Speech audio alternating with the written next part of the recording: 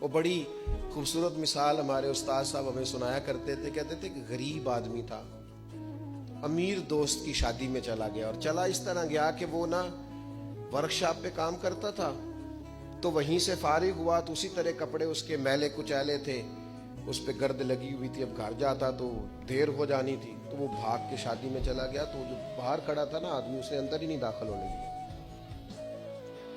اس نے کہا جناب آپ کدھر آ گئے, یہ تو بڑے امیر رئیس اعظم کی شادی ہے. اس نے بڑی منت کی, بالآخر وہ رو پڑا, یار تیری مہربانی, میرا قریبی دوست ہے, مجھے تھا. اس نے کہا جناب آپ جا ہی نہیں سکتے, حالت تو دیکھیں اپنی.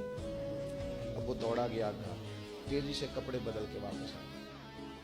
شادی بالکل اینڈ پہ ہو چکی. اب جب وہ سوٹ بوٹ اور وہ مایا شایا اور وہ جناب اس کا لباس بڑا حسین, تب اس کے لیے خود سے دروازہ کھولا گیا. وہ اندر گیا تو ساتھ رو رہا ہے, اور ساتھ وہ ڈونگا لے کے نا سالن والا برتن, تو اس میں کبھی اپنا کرتا ڈالتا ہے, کبھی اپنا بازو ڈالتا ہے کرتے کا. لوگوں نے کہا یہ کیا کر رہے ہو؟ کہنے لگا یہ میری تو دعوت نہیں, یہ تو کپڑوں کی دعوت ہے. اگر میری دعوت ہوتی تو میں تو پہلے بھی آیا تھا, اسی شکل و صورت کے ساتھ آیا, لیکن مجھے اندر گھسنے نہیں دیا. میری غربت نے کیا مجھ کو زمانے میں بدنام, تیری دولت نے تیرے عیب چھپا رکھے.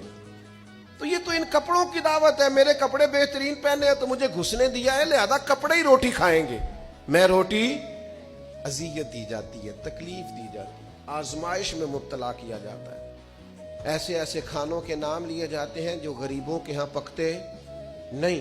انہیں کہا جاتا ہے فلاں پکانا آتا ہے, تو میں کئی دفعہ کہہ چکا ہوں, پھر کہتا ہوں, جب پیسے آتے ہیں تو عقل بھی آئی جاتی ہے. جب انسان کے گھر گاڑیاں آ جائیں تو چلانے کا طریقہ بھی آ ہی جاتا ہے. جب اس کے پاس مہنگا موبائل آ جائے تو اسے چلانے کا سلیقہ بھی آ ہی جاتا ہے. جدے گھر دانے ہو دے کملے بھی سیانے.